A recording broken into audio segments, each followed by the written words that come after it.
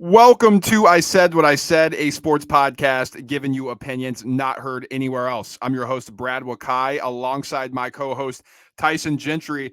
Tyson, we're back from the weekend, breaking down everything that happened in the NFL in week 5, because there were some things that happened, man. Some upsets, some interesting things, teams separating, teams getting embarrassed, and major injuries that we're going to highlight here before we move into our Pump the Break segment. And then, as usual, our stock up, stock down. Some of these teams are exactly who we thought they were, Brad. And we were just too stupid to see it.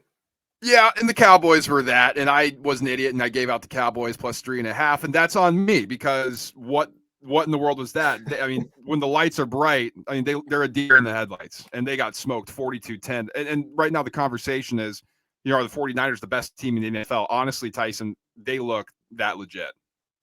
I mean, the Brock Purdy thing's over, right? Like everybody that was holding on to anything from a year ago that this guy stinks, and it's the scheme and it's the players and all that stuff.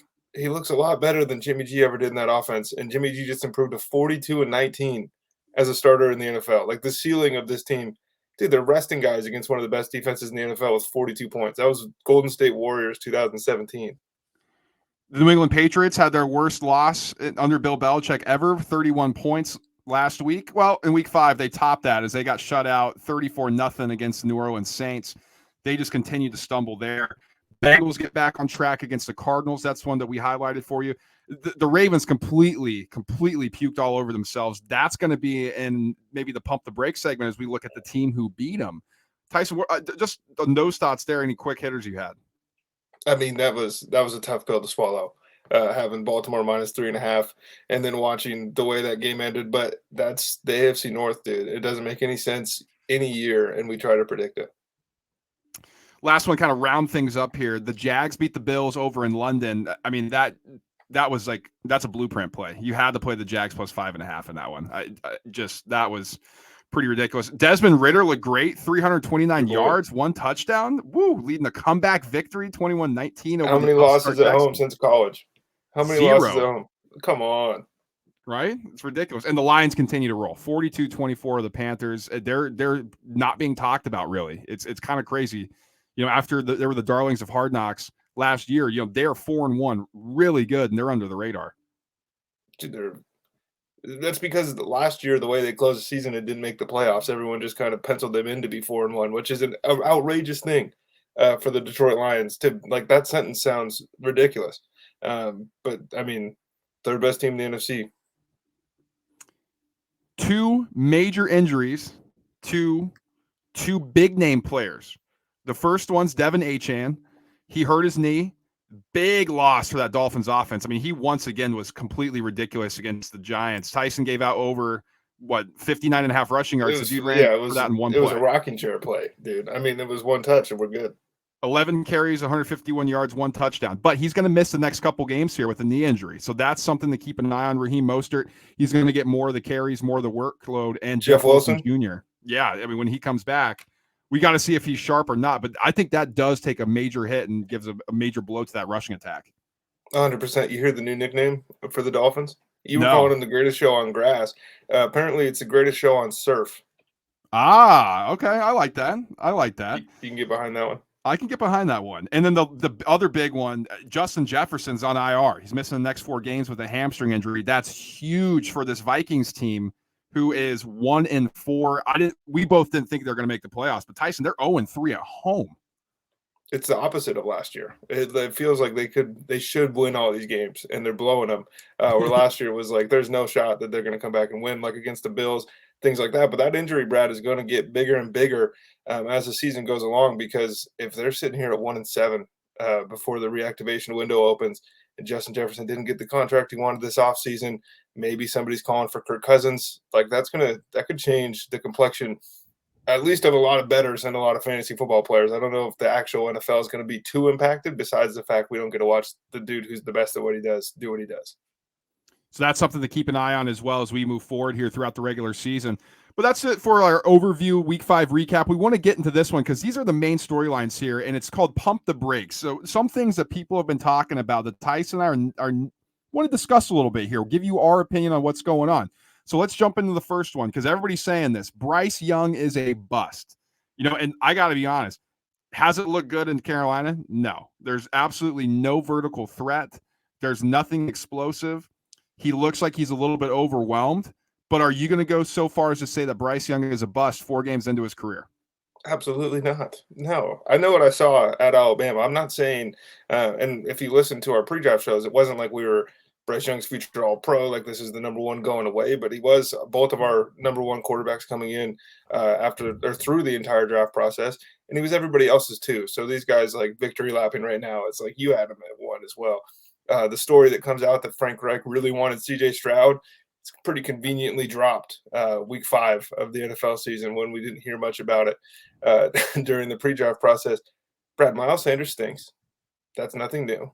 Their number one wide receiver is a 42-year-old Adam Thielen, right? Like the offensive line is bad. The defense is bad. They traded away a bunch of draft capital to get a 5'10 quarterback, and they didn't give him any help in any other really areas. And what's Bryce Young's number one thing? Like the processing is supposed to be, and really is, if you've seen this dude play, it's next level. It's really hard to get to the second read when you're on your back or you're running for your life. Like let's go through this. Terry Bradshaw had a horrible rookie year. I just pulled some names. I don't have all the stats in front of me. Peyton Manning had a horrible rookie year. Troy Aikman had a horrible rookie year. Steve Young had a horrible rookie year. Is Bryce Young going to go to the Hall of Fame like those guys? Probably not. But like just because C.J. Stroud's playing well and Anthony Richardson is dominating your fantasy leagues doesn't mean that Bryce Young all of a sudden sucks. So, based on the statistics from Sumer Sports, Bryce Young has the worst starting EPA per play out of quarterbacks. It's negative 0.21 expected points added per play. Now, Joe Burrow is at negative 0.13. Deshaun Watson, negative 0.09. Trevor Lawrence, negative 0.08. So just keep that in mind here. So it's been a tough season for those quarterbacks as well. Now, the difference here between those guys and Bryce Young obviously is the track record. Like we've seen those guys perform, and this is obviously Bryce Young's rookie year.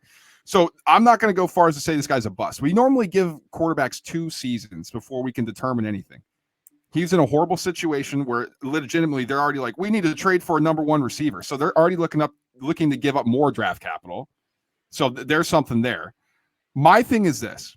What I hear the most right now about Bryce Young is, which I think is fair, is he's not seeing the field very well, which I do think when I watch him, he's not necessarily. Now, this is a guy who's a quick processor. I think right now he's sped up a bit. Like he's looking for things and he's trying to make too many plays. Like a couple of his interceptions, he's looking for windows that aren't there, wants to fit a ball in that's not necessarily smart. But Dyson, that's what happens when the offense isn't moving the ball down the field. The quarterback gets a little antsy. It's a tale as old as time. You can't sit here with a straight face and tell me that Bryce Young through 5 games looks like how Zach Wilson looked through 5 games, or like you run through like recent busts, like Sam Darnold looked through 5 games. And I don't care about the numbers. Watch the games. Like we're not box score scouting out here.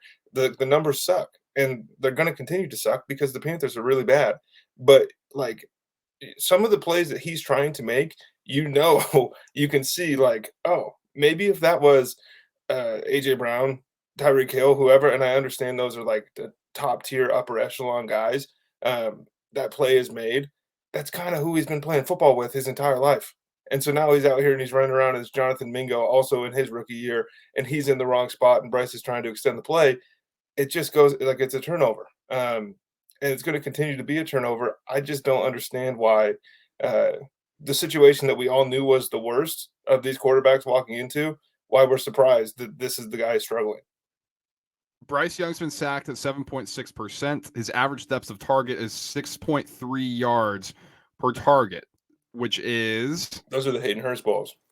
Yeah, and so that's actually 3rd worst in the NFL. Geno Smith has the lowest average depth of target, 6.1. Joe Burrow, 6.2.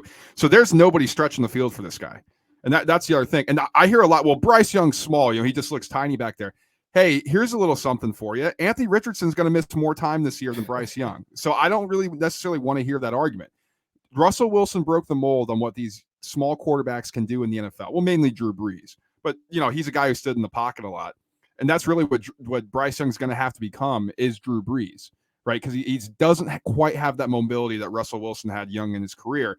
So he's going to have to figure out how to operate from the pocket, or at least a moving pocket, if they can design something where he gets outside and makes easier plays for him. But again, to wrap everything up, pump the brakes. We do not think here on the I Said What I Said podcast that 4 games into his career that you can consider that Bryce Young, who's dominated high school football, college football, is a bust right now through this few of games. No, but we do have the sample size to say maybe Frank Reich wasn't as good as we thought. That's true.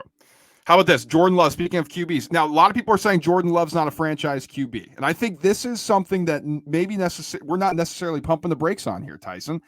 I think I'm a little bit more bullish on Jordan Love than you. Why don't you go ahead and jump into your take here?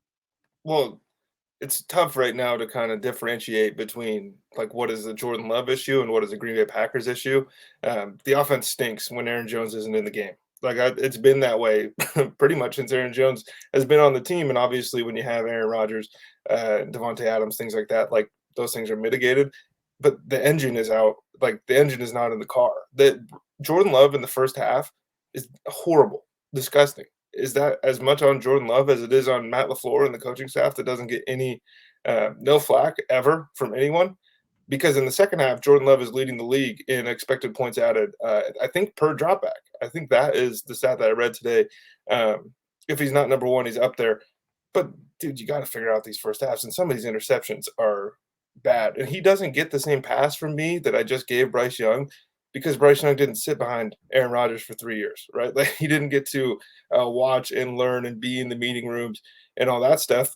Like we expected more of Jordan Love. But the flip side, Brad, when your running back averages 3 yards a carry, your number one receiver is Romeo Dobbs, who like is not the pedigree that you probably would like to see to pair with somebody like Jordan Love, and Christian Watson's never on the field, and Aaron Jones is hurt. It's hard to judge. Bakhtiari's not even playing. Like this is, I don't think he's going to be a franchise quarterback, but I think it's a bit ridiculous to sit here right now and be like, none of these things are correctable. I think Jordan Love can become a franchise quarterback for the Green Bay Packers. Like, I don't think we've seen enough for us to be like, oh, he stinks, this and that. I think he processes the game well. He just has made some bad throws and some bad decisions, which is going to happen for a young quarterback. Like, yes, he sat behind Aaron Rodgers for 3 years. That's not live game reps. Like, we all know that, right? Like, he's doing stuff in practice, he's learning, but he's not having live game reps. So, yes, I agree with you, Tyson. We can't necessarily give him the same pass as Bryce Young because he's been in an NFL system. He's been in an NFL offense for multiple years. But again, this is the first time that he's seeing live reps. Here's the reality.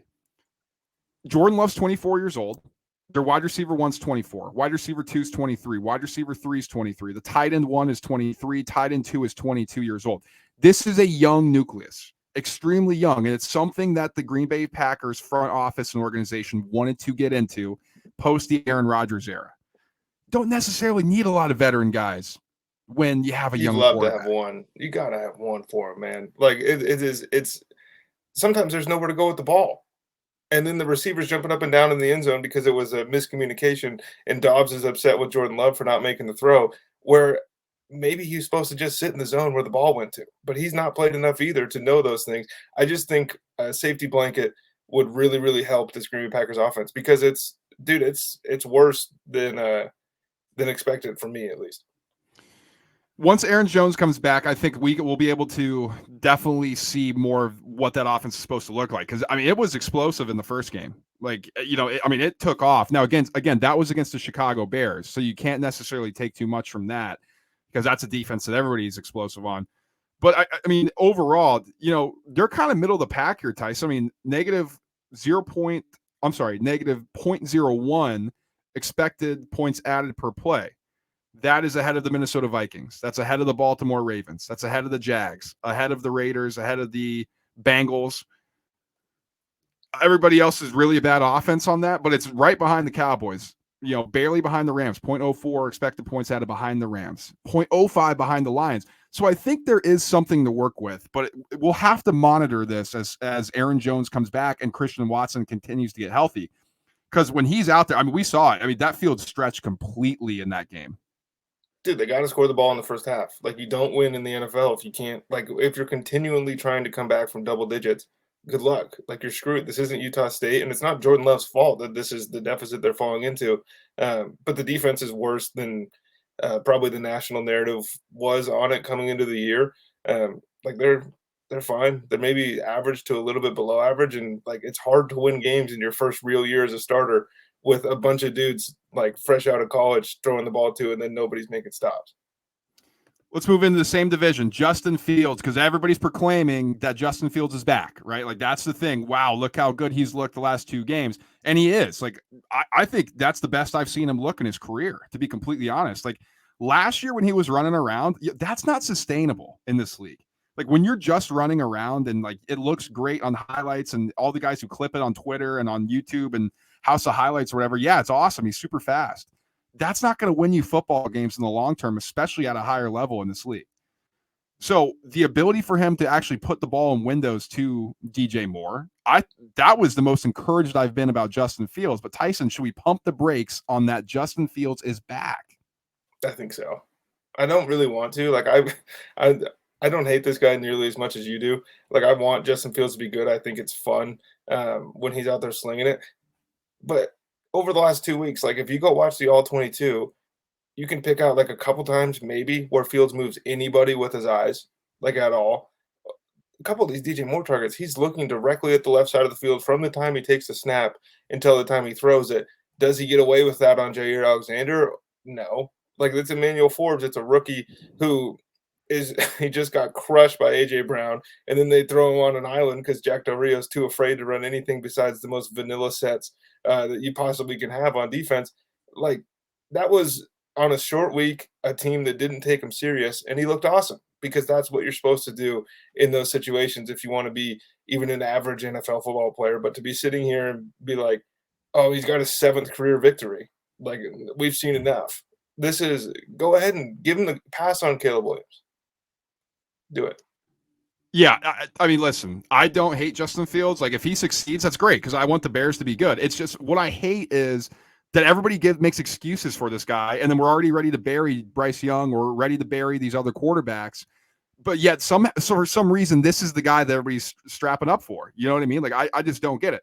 Again, he's 7-25 in his career. He has 7 victories and 32 starts. Yes, the Bears are bad.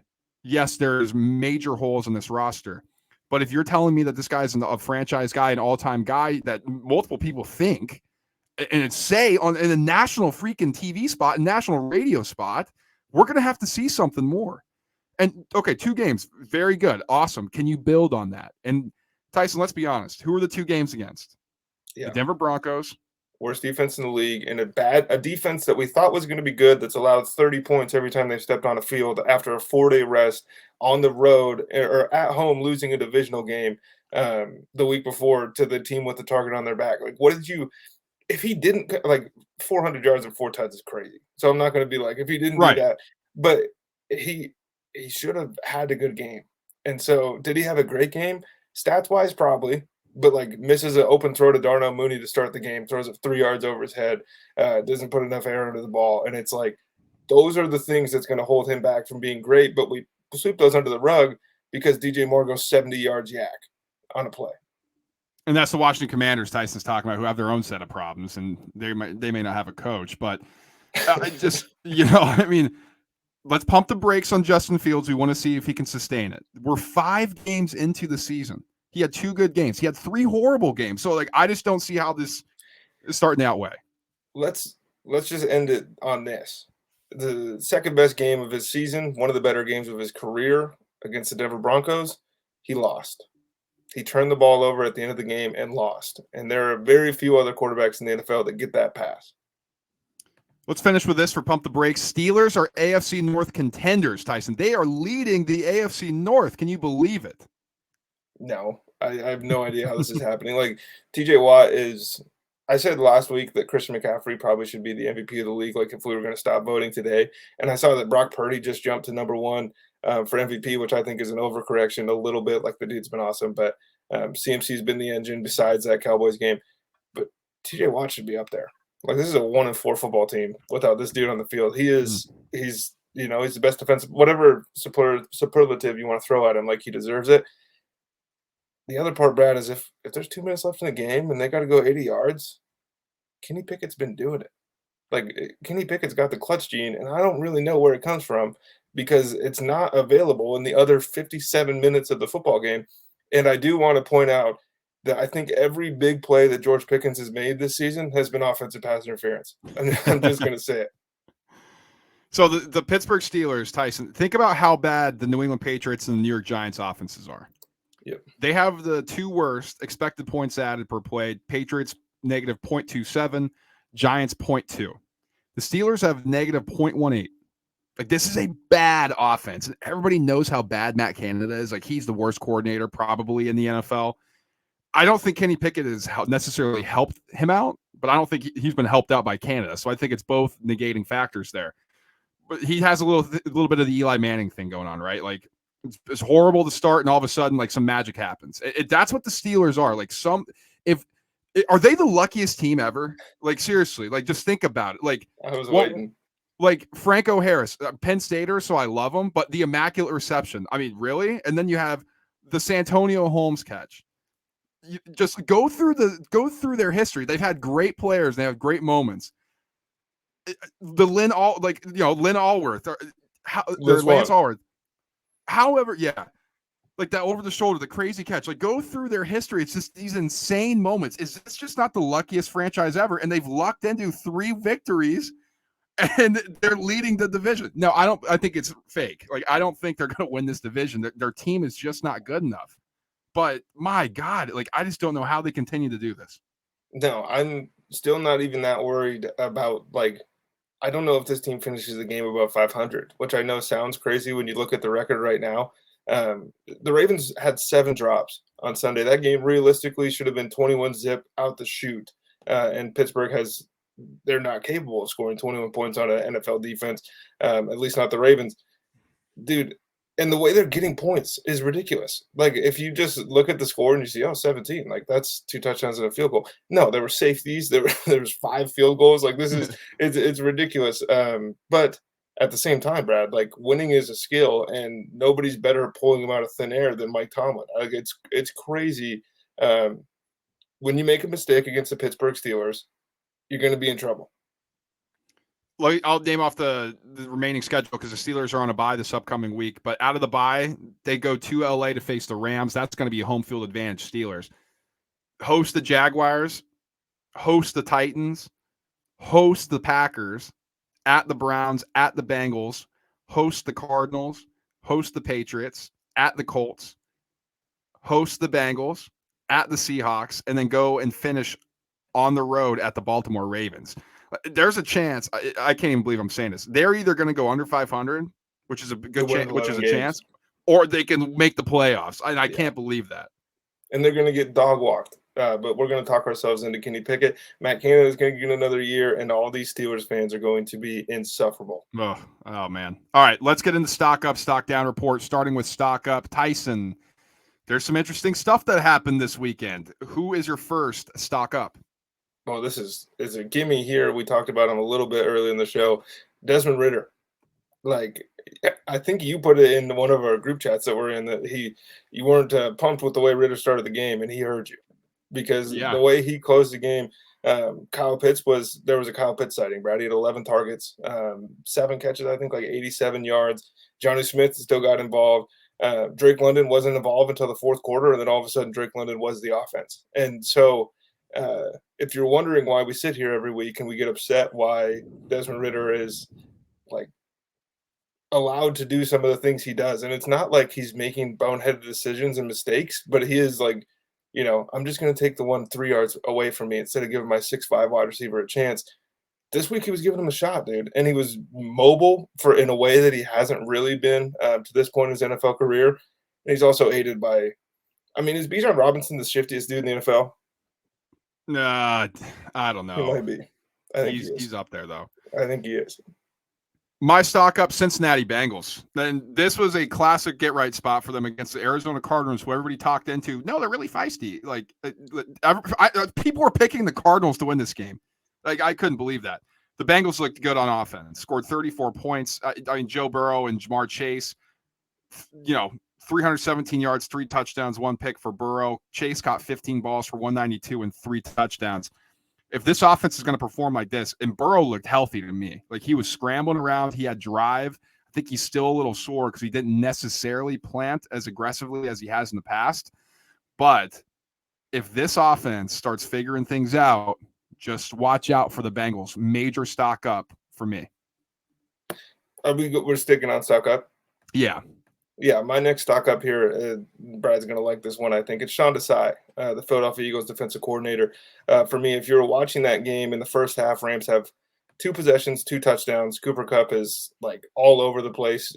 Mario Goodrich, like a bunch of undrafted Eli Ricks. There's a bunch of guys that probably shouldn't be playing, but the position the Eagles are in at this point in the year, like already corner injuries, so they're going to be on the field.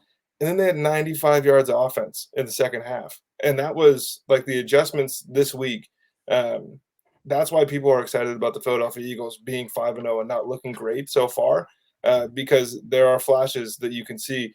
Like in the pre-show, I said like Kyron Williams is going to have his worst game of the year. It's not even going to be close. The Eagles are allowing 61 yards of rushing offense. Like, and that's a Sean Desai thing. Like they're blitzing. That was the most Matt Stafford's been blitzed this season, and that was the least amount of play action that Matt Stafford has ran as an LA Ram. So the Eagles are getting after you. They're getting after the quarterback, and that wasn't the game plan to start the game. It was a second half adjustment, and I think that should make people a little bit cautious about burying the Philadelphia Eagles. Yeah, which is just such a ridiculous thing. I just can't believe that's still a conversation. But my stock up, Brock Purdy, man. I mean, I came into the season, I wanted to see it. We're seeing it. So 0.48 EPA per play, head and shoulders above any quarterback in the NFL. Josh Allen second with 0.33, Tua Tagovailoa third with 0.26, Mahomes fourth 0.21 per play. Total expected points added this season. Brock Purdy 73.9, Josh Allen second with 67. Major drop off, Tua 47.6, then Mahomes 43.9. This guy's been a stud. He runs the offense great, and it's not all Shanahan. Like, I get it. Like, he's designing great plays. You need somebody to execute, and he's putting the ball on target. This is the best he's ever looked. Way better than last season, because he's anticipating plays, throwing guys open. And if you're going to have a quarterback who doesn't make mistakes and makes plays like this team is scary.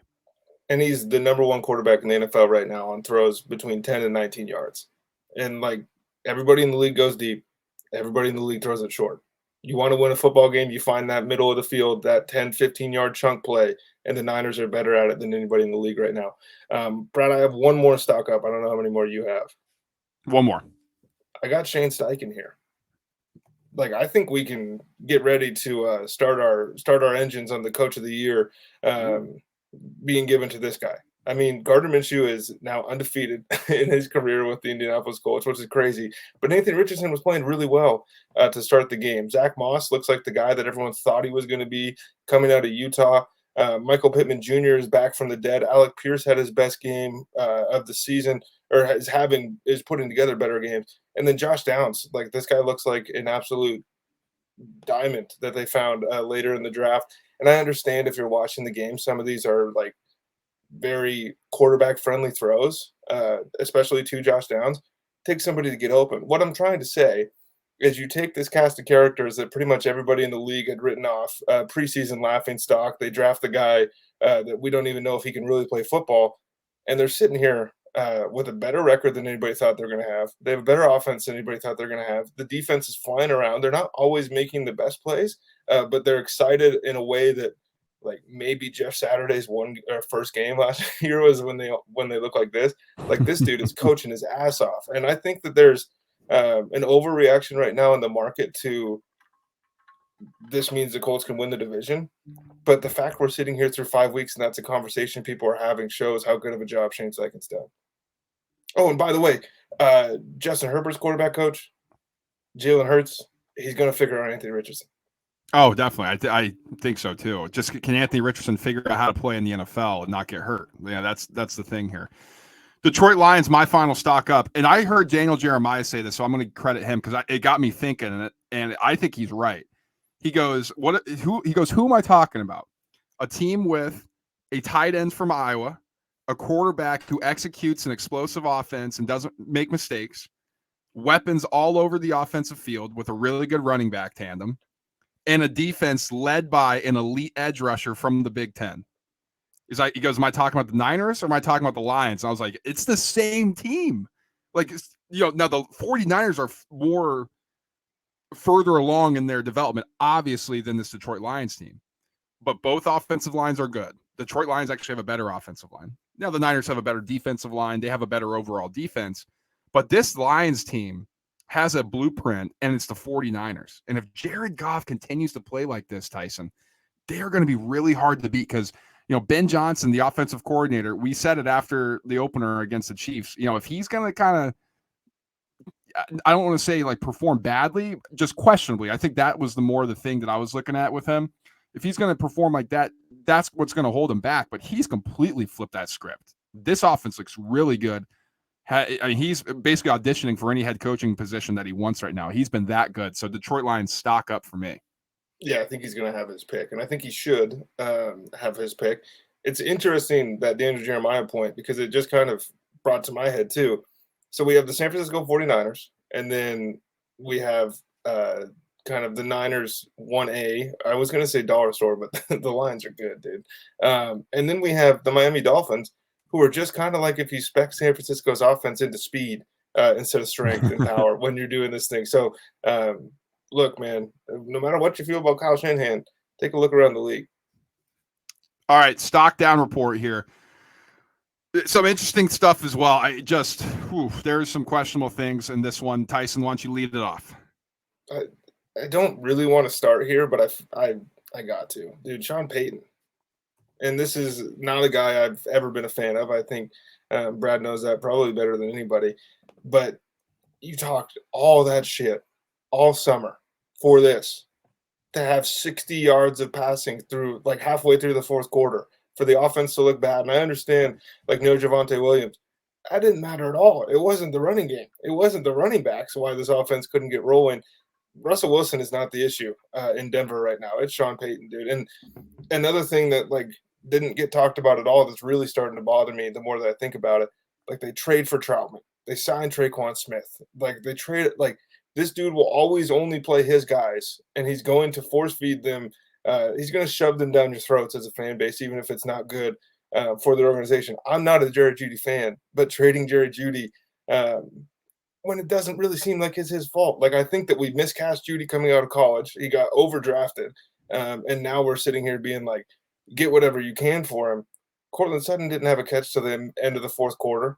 Like it's the wide receiver's fault that the scheme sucks.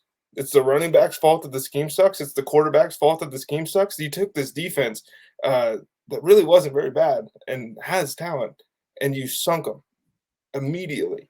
And so you can't sit here and talk all that shit to Nathaniel Hackett for Zach Wilson to show up at your place and beat you. 0 expected points added per play, 0 expected points added per pass, negative 0.13 expected points added per rush. That's the state of the Denver Broncos offense so far under Sean Payton. 5 games into the season. Mine's Dak Prescott. This guy stinks. Like, he's going to do well against bad teams because that's what the Cowboys do, and that's what Dak Prescott does. But when the lights turn on and it's a big game, he crumbles and the Cowboys crumble. Did you hear his post-game press conference, by the way? He's like, I felt really prepared coming into this. I'm absolutely shocked that this is how it went. I'm humbled. Dude, you're going to have to figure some stuff out then, because if that was you being fully prepared and that's the performance that we got, like what the hell is going on in Dallas? That was a joke. And Tyson, there's still people in the media that are saying Dak Prescott's the best quarterback in the NFC. After that game, there's 0% chance that you could ever say that and be taken seriously. I wish that you could buy NFL players like penny stocks because you could just day trade Dak Prescott like all day long because the opinions on this dude are just ridiculous. The pendulum is bigger than anybody else in the NFL. And one point on the Cowboys that I think is kind of important. Maybe Tony Pollard wasn't as good as all you guys thought he was. True. Maybe he's a really good change of pace back. Maybe he's not the guy to be given because I haven't seen it yet, Brad. And it's not like the 49ers defense is obviously really good. Dude, the guy can't get off the ground against anybody. Like, it's one thing to come in after somebody else just runs in the middle 15 times and get the one edge play and be able to house that thing. It's different when you got to be the hammer, and he's not the hammer. I think that is abundantly clear now. And don't forget, he had a huge injury last year too, and everybody just thought, no, he'll be fine. It's like he broke his ankle. I think we're going to need some time. that was truly ridiculous. And it's kind of tough right now in the stock down segment, Brad, because it just kind of feels like picking on some of the teams we already knew were bad. So I'm going to try to be a little bit out of the ordinary here. I'm going to say the Tennessee Titans. I think that this game was set up in a way that they probably should have won. I know Treylon Burks didn't play. I don't know how much that matters at this point in Treylon Burks' career. Like, I'm still holding out hope that this dude can be a good NFL player, but it just doesn't, like, he doesn't earn targets. Chigakonkwo is batting the ball away like he's playing defensive back. So it's hard to blame Ryan Tannehill on some of these. But this is not a team that's going to win a division. Like, there was a lot of talk preseason that Vrabel's going to get them right and Tannehill's going to be just good enough, and they got DeAndre Hopkins and the defense is going to do this and that. I haven't seen, like, the starting quarterback goes out and you let Zach Moss run all over you. Jonathan Taylor was active. You let Zach Moss run all over you. Gardner Minshew comes in, dices you up. That is a game that the Tennessee Titans in years past find a way to win ugly. And this year it would just it's not there. Like, it stinks, but this team is not going to do. They're not making any noise. I have one final stock down because pretty much everything else this week that I saw, I was like, okay, this kind of fits my narrative. But Brian Daboll, major stock down for me. And I like Brian Daboll. Like, I'm not one of these, I say some snide comments about him winning Coach of the Year because it was Fugazi, because it was just completely absurd that he won it over Nick Sirianni or Kyle Shanahan. But I thought he did a good job last year in New York. Like, in being all seriousness, I thought he did a really good job in turning that team around. And it's been a complete disaster this year. I mean, they're 1-4. They're one of the most undisciplined teams in the league. There's constant penalties. He's throwing fits on the sideline. Like, that's great when you're winning, or that's great when you're demanding more, but it feels like now it's a tantrum. You know what I mean? Like, it just feels like, oh, it's not going right. I need to blame somebody else besides myself. When you're the head coach, like, these game plans are awful. The offensive line, yes, they're banged up. The scheme is horrible. You can't get anything going. Nobody's disciplined on this roster, and that ultimately is a reflection of the head coach. So yeah, I still think he's good. I still think he's a good coach, and he's one of the top half of the guys I think in this league. But right now, stock down on Brian Daboll, who won Coach of the Year last year. They haven't scored an offensive touchdown in the first half this season. They pay him to the sidelines, and he's MFing his $40 million a year quarterback like he wasn't involved in the decision to give the guy $40 million. Like, he wasn't involved in some of these decisions to go get Wan'Dale Robinson, who is coming back from injury, I understand, but also has the shortest arms in the NFL at the wide receiver position. You're involved in going and getting Darren Waller to essentially ignore him. Now, he showed up finally, but like, for the first month of the season, this dude's on a milk carton. Like, you can talk about, and Saquon's hurt, and you can talk about the weapons and all that stuff. Is the running back position devalued, or do the Giants need the running back to win? Because both things can't be true. Right. You have another stock down, or you done? I want to do Belichick, but I can't. I can't. Yeah, we may have to save that for an entirely different podcast. The end of the Patriots dynasty. That'd be actually a fun one. Okay, I think we did that in 2014, 15, 16, 17, and 18. Yeah, but they had Brady, so it was never dead. Let's get in the money-making time real quick, Tyson. I actually have two plays that I want to give out on the top here. My first one, I do think there's a possibility that this moves, but if it doesn't, I love this number right now. I'm going to go Vikings team total over 23.5. Now, we discussed how Justin Jefferson is not going to be in, right? He's out on IR, hamstring injury. I don't think that's going to matter in this one against the Chicago Bears. Like, yes, in Chicago, it's going to get a little bit colder and you worry about Kirk Cousins a little bit, but Jordan Addison's been really good. KJ Osborne's actually been a good number 3. TJ Hawkinson, I think, is going to shred up that linebacking unit for the Chicago Bears. And I know Justin Jefferson's amazing. I don't think his loss is going to be as big and pronounced for this offense in this singular game than perhaps this line is suggesting. So I'm going to take the Vikings team total over 23.5 right now. You've been standing in front of trains, man, and you're dodging and ducking. It's like dodgeball, dude. Your patch is O'Houlihan right now. You're getting out of the way of everything. You got one, or want me to finish with mine? I think you should finish with yours. I think the only play on the board right now that I really would be interested. Well, there's two, but the Lions -3 at Tampa Bay is a look for me. And then I am very curious to see what happens with that Atlanta Falcons Washington Commanders line. There's a chance I'm sitting here upset I don't take it under a field goal. Atlanta's playing at home. but I just kind of understand the way the league works a little better than I used to. And this is a prime time letdown Oh, spot, man. oh my gosh. Commanders coming off a bye too. Oh man. Yeah. Okay. My final one here before we get out of here. Jags are going to win the AFC South, and this is minus 120. I can't believe this is the price that we're getting right now. Like the I think it was Colts, and minus. What did we get at that preseason? I think it was minus 180. Yeah. Yeah, it was ridiculous. So now we're getting this devalued, deflated. They're still 3-2. They're at the top of the division as well. I think the Colts are fake. They're just injured. I don't believe in them. Yes, Jonathan Taylor's coming back, but Gardner Minshew can only take you so far. And this offense for the Jags, who had miscues early, they're set to explode here. So give me Jags to win the AFC South minus 120. And if they somehow lose against the Colts, which they always seem to do, or whatever the case may be in this crazy division, I'm going to buy back in when it's plus money. So that's my final play early on. Can you wait until Gardner Minshew beats the brakes off Trevor Lawrence on Sunday? The narrative on that's going to be amazing. Yeah, because if it gets plus, well, it probably will go to plus money. That's going to be great because I'm buying back in. So this is going to be a heavy play for me, to be completely honest. We've been hitting some of those hammers, though. We have. Tyson, hockey's back. It's opening night. We're recording on Tuesday. Hockey's back. We got a ton of plays coming up, basketball and everything. Where can they find all of our picks? In the Chalkboard app. It's in the App Store, Google Play, wherever you download your apps. Basically works just like Discord, if you're familiar with that. The group name, ISWIS, presents the Roundtable Bets. It's free. We'll let you right in. We're just throwing picks at the wall. Like it's like Brad mentioned, any sport you could think of. And it's not just us. There's a little community in there. We've got sections for fun parlays. We got MMA things. Like if you're really into this Abu Dhabi card, the Brazilians versus the people of the Caucasus Mountains, so to speak, the card coming up. Throw some picks in there. We got literally everything, anything that you're playing, chances are we'll want to play too. And it's just fun. Link is in the description as well if you're watching on YouTube.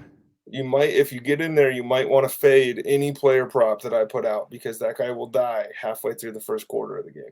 Yeah, we've been cursed on those. That's been unfortunate. That has been. But in the meantime, like, subscribe, and share the show. If you're watching on YouTube, smash that like button. Listen in podcast form, rate, review. If you haven't already, give us 5 stars. It really helps us out. And we love interacting with you. If you want to leave a comment, we will definitely interact and answer any question or comment that you have on the show and highlight that. And also follow us on socials, X, Instagram, TikTok at ISWIS_pod.